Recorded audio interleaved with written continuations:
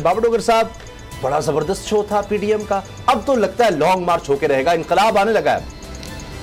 उस्ताद साहब, लॉन्ग मार्च का तो मुझे पता नहीं है। मुझे एक बात बताएं, अभी शहबाज साहब ये कह रहे हैं कि अगर एस्टेब्लिशमेंट हमारा 30% भी साथ दे देती, 30% भी साथ दे देती, तो शायद सिनेरियो बिल्कुल ही डिफरेंट होता जी। मुझे एक चीज़, मैं जब शहबाज शरीफ वज़ीर आला थे, इनके भाई वज़ीर आज़म थे, तो भाई को रोकते उस वक्त जब डॉन लीक्स हो रही थी, तो रोकते अपनी भतीजी को, रोक लेते अपने भाई को कि भाई इस तरह ना करो, इस तरह से मुल्क को नुकसान होगा। जब भाई साहब अपनी मर्जी से मोदी की ओवरटेकिंग पे जा रहे थे तो उनको मना करते, रोक लेते। जब मोदी इनके घर में शादी पे आ रहा था तो मना कर देते अपने भाई को, रोक लेते। किसने कहा था? एस्टेब्लिशमेंट को तो ये खुद साजिशों में उलझा देते हैं, ये खुद डालिश करते हैं, ये खुद एस्टेब्लिशमेंट के खिलाफ साजिशें करते हैं और उसके बाद कहते हैं कि एस्टेब्लिशमेंट हमारे साथ नहीं थी। तो किस तरह से एक पेज पे हो सकती है जब आपके अंदर आपकी अपनी रियासती अदारों के खिलाफ जहर भरा हो, जब आप अपनी रियासती अदारों के खिलाफ खुद साजिशें कर रहे हो, तो रियासती इदारे आपके साथ किस तरह से चल सकते हैं? उसका नतीजा यही है जो होना है। अब आपको याद आता है कि जनाब इनको तो सपोर्ट कर रहे हैं, तो आप भी सेम पेज पे आ जाते। किसने रोका था आपको? मैंने तो नहीं कहा था। किसने मशवरा दिया था? उस वक्त आपके मिनिस्टर अपने चौधरी निसार अली खान, वो जो रोता रहा उस वक्त, खुदा का नाम है ये ना करो, जलील हो जाओगे, उस वक्त उसको बाहर निकाल दिया, किसी की सुनी नहीं है। और बाद में रोते रह गए ये मुझे क्यों निकाला। पनामा लीक आपने की, कोर्ट में केसेस आपके गए और गालियां आप रियासती इदारों को दें। कभी आप कोर्ट्स के खिलाफ साजिशें करें, कभी आप अदालतों के खिलाफ साजिशें करें, कभी फौज पाकिस्तान के खिलाफ साजिशें करें और उसके बाद कहें कि जी अगर हमें सपोर्ट मिली होती। तो मेरा तो सवाल ये है कि वो जो थप्पड़ बाद में याद है वो अपने मुंह पे मार लेना चाहिए। जब आपको मेरा मतलब मौका मिला था उस वक्त तो आप कुछ कर ही नहीं सके। और नहीं सामा साहब, ये हकीकत है, ये रियलिटी है, ये पाकिस्तान की तारीख है कि आज जो ये बातें करते हैं, माजी में जब भी इनको इख्तिदार मिला, जब भी इनको हुकूमत मिली, इन्होंने उससे बिल्कुल उलट किया। आज शहबाज शरीफ ये कह रहे हैं कि जनाब मैं एक कौमी हुकूमत बनाएंगे, कंसेंसस के साथ चलेंगे। मैं आपको कहता हूं कि शहबाज शरीफ कौमी हुकूमत नहीं बना सकता। जय, मैं आपको चैलेंज करता हूं। मैंने यहाँ पर देखा उसका काम करने का तरीकाकार, वो तो फर्द वाहिद की हुकूमत होती है। वो तो किसी को, अपने मिनिस्टर को इत्मीनान में नहीं लेते, वो तो किसी से बात करना पसंद नहीं करते। इनका 2008 से 2013 तक फिर पार्टी के साथ कोलिशन बना था ना, वो 2 साल भी नहीं चल सका, शहबाज शरीफ की वजह से नहीं चल सका। ये शहबाज शरीफ वज़ीर आला पंजाब था, अल्टीमेटली इन्होंने उनको धक्के मार के वहाँ से निकाल दिया। तमाम सेक्रेटरीज को क्लियर हदायत थी कि अपने मिनिस्टर का कोई काम तुमने नहीं करना, पीपल पार्टी के किसी मिनिस्टर का कोई काम तुमने नहीं करना। ये सेक्रेटरीज को वादे तौर पर हदायत थी। अच्छा। तो आज आप कह रहे हैं कि जी मैं कोलिशन गवर्नमेंट चलाऊंगा, जब आगे पास मौका था उस वक्त आप कोलिशन जो पार्टनर थे उनको आप स्पेस देने को तैयार नहीं थे। मगर अब भी जो बात हो रही है गुलाम नबी साहब, वो ये है, मरीम साहब कह रही है कि बयानिया सिर्फ नवाज शरीफ का, ट्रेंड भी चलाया गया बयानिया नवाज शरीफ का, बाकी तो सिर्फ रद्द अमल है।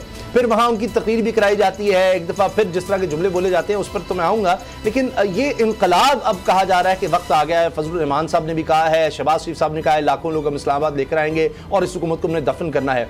ये इनकलाब अब क्यों आ रहा है? मतलब ये 30 साल जो हमने देखे वो इनकलाब था, जब फजलुर रहमान साहब हुकूमत का हिस्सा रहे वो सब इनकलाब था। तो इनकलाब तो होता है कि जब पीछे जो दौर रहा उससे कुछ बदल के आई। ये किस किस्म का इनकलाब होगा कि वही नवाज शरीफ की हुकूमत, वही फजलुर रहमान साहब हुकूमत में हो? वो इनकलाब कैसे हो सकता है? मौलाना फजल रहमान जो हैं, इस वक्त उनकी बड़ी ख्वाहिश है कि वो तमाम जो पीडीएम के जलसे हैं, जलूस हैं और जो एहतजाज है उसको वो लीड करें।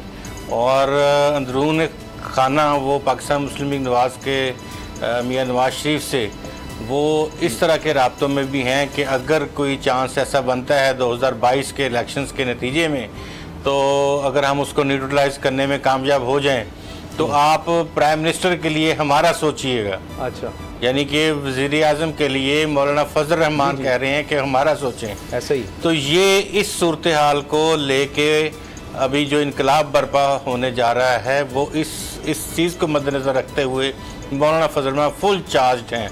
और खुशकिस्मती कह लें मौलाना साहब की कि वो रेलेवेंट भी हो गए हैं इस वक्त। वो वाली सूरत हाल नहीं है जिस तरह से आज से 3 साल कबल और पिछले 6 माह तक वज़ीर-ए-आज़म इमरान खान जो हैं उनको मौलाना डीजल और दीगर उनके अहबाब जो हैं वो भी परमट और इस तरह की बातें सुनाते थे, करते थे। अब वो वक्त नहीं रहा कि जो इमरान खान साहब हैं वो कोई इस तरह की बातें कर सकें, ना उनकी कोई पार्टी को भी हिदायत दे दी गई हैं कि वो भी इस तरह की बातें ना करें, क्योंकि खित्ते की जो सूरत हाल है उसके तनाज़र में मौलाना साहब इस वक्त रेलेवेंट हैं। दूसरी बात जो आपने पूछी है वो मरीम नवाज़ कि वो कह रही हैं कि बयानिया सिर्फ नवाज शरीफ का चलेगा, तो अभी शहबाज शरीफ साहब जो हैं वो बातचीत कर रहे हैं और हतमी मराहल में है उनकी बातचीत।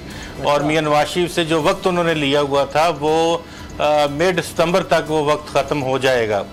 अच्छा। यानी उस वक्त तक अगर वो कोई प्रोग्रेस दे सके और उनकी बातचीत फाइनलाइज हो गई ज़िम्मेदारान के साथ, तो उस इस्टेब्लिशमेंट के साथ जिसको हम कह सकते हैं, तो 15 सितंबर तक वो किसी न किसी तरफ बात लग जाएगी। और अगर कोई बात लग जाती है तो फिर शहबाज शरीफ साहब उसी तरह से चलाएंगे जिस तरह से पहले चीज़ों को वो चला रहे हैं और आगे बढ़ेंगे। और एक बात, free and fair transparent elections 2020 यानी कि 2022 के जो इंतखाबात हैं उनको बिल्कुल साफ शफाफ करवाया जाए। जी। तो साफ शफाफ इस हद तक तो साफ शफाफ नहीं हो सकते कि वो 100% उसका रिजल्ट जो है वो शफाफियत पर मबनी हो। अगर कुछ परसेंटेज उसको कह सकते हैं कि उसमें न्यूट्रलाइजेशन जो है उसका फैक्टर ज्यादा कराने के लिए ये सारी चीजें चल रही हैं। और ये बात जहन में रखिए कि अगर ये मामला शहबाज शरीफ साहब हल ना कर सके तो उनका ये आखिरी चांस है। ये बिल्कुल पत्थर पे लकीर है कि ये 15 दिन उनके पास आखिरी हैं। उसके बाद फिर वाक़तन मियां नवाज शरीफ और मरियम ही जो भी डिसाइड करना होगा फिर वही करेंगे। फिर उसी तरह जिस तरह पहले शहबाज शरीफ साहब को एक वक्त मिला था जिसमें शहबाज शरीफ साहब ने ये कहा था कि मैं मामला तय कर लूँगा, तो लेकिन मामला तय ना कर सके और उसमें आप जानते हैं कि जो रुकावटें थी वो पाकिस्तान तहरीक इंसाफ की जानिब से भी डाली गई और जो हमारे वज़ीर-ए-आज़म इमरान खान साहब उनकी तरफ से भी डाली गई। तो इस वजह से जो पॉलिटिक्स है अब दोबारा उसी जगह पे आप पहुंची है कि अब या शहबाज शरीफ या नवाज शरीफ जो है वो 15 सितंबर से ऑनवर्ड इस फैसले को लेके पाकिस्तान मुस्लिम लीग नवाज जो है वो चलेगी। चलिए, लेकिन बाबर साहब 15 सितंबर तक का वक्त है, लेकिन मरीम साहबा वो चैन से चचा को कुछ करने दें तो फिर वो फिर कह जाती हैं बयानिया वो चलेगा, नवाज शरीफ साहब फिर कोई फुल जड़ी छोड़ देते हैं, फिर कोई ना कोई मसला शहबाज शरीफ के लिए क्रिएट कर देते हैं। अगरचे कहा जाता है शहबाज शरीफ की कोशिशों से ही वो मुल्क से बाहर गए, तो उसके बाद फिर वो ऐसे मामला बिगाड़ देते हैं। बेचारे शहबाज शरीफ साहब करें तो करें क्या, वो तो अपने भाई की कारकर्दगी गिना देते हैं कि दूध और शहद की नहरें बहती थी। बड़ा दिलचस्प मैं देख रहा था उनके जुमले तकरीर में, वो कहते हैं कि जनाब देखें ये 350 कनाल के घर में रहता है। अच्छा, नवाज शरीफ भी इस तरह की बातें कर रहे थे कि जी मुझे बड़ा दुख होता है, यहाँ इंसाफ सिर्फ अमीर के लिए है, गरीब को कुछ नहीं मिलता, यहाँ गरीब रुल गया है, यहाँ अशराफिया है, चंद लाख लोग हैं जो कब्जा किए बैठे हैं हर चीज़ पर, वो अमीर लोग हैं, उनके लिए हर चीज़ है, उनके पास दौलत है, उनके पास पैसा है। मुझे तो समझ नहीं ऐसा लग रहा था कोई इमरान खान की पुरानी तकरीर को दोहरा रहे हैं। और कायदे आज़म के फरमुदात की भी शहबाज शरीफ साहब बात कर रहे थे तो कि जी हमने उस पर अमल नहीं किया वरना बड़ा कुछ होता। अब वो तो कायदे आज़म ये भी नहीं कहा था तो उनको साथ ये भी कहना चाहिए था कि यहाँ पर शराफिया की हुकूमत है, वो शराफिया जो उनके सारे एसेट जो है वो पाकिस्तान से बाहर हैं, उनके बच्चे पाकिस्तान से बाहर बिजनेस कर रहे हैं। वो शराफिया है कि जब बीमार होती है तो अपना इलाज लंदन से जाके करवाती है। वो शराफिया का जिनका सारा बिजनेस जो है वो लंदन में है। वो शराफिया जिनके बच्चों की शादियाँ भी लंदन में होती हैं। ये सारी चीज़ें उन्होंने बताई ना जी कि ये वो पाकिस्तान में एक शराफिया जो है वो रायविंड में हजारों एकड़ के प्लॉटों पर कब्जा किया हुआ है, पैसा बनाया हुआ है, बैंक बैलेंस उनके हैं, सारी दौलत उन्होंने मुल्क की हथियाई हुई है। अच्छा, वो लूट लिए उन्होंने। बाबर डोगर साहब जी बाबर डोगर साहब उन्होंने ये भी कहा था कि वो शराफिया जिनके बच्चे लंदन में पढ़ते हैं। नहीं, ये तो बाबर साहब कह रहे हैं लेकिन वो सब्सक्राइब करें और बेल दबाएं ताकि कोई खबर रह न जाए।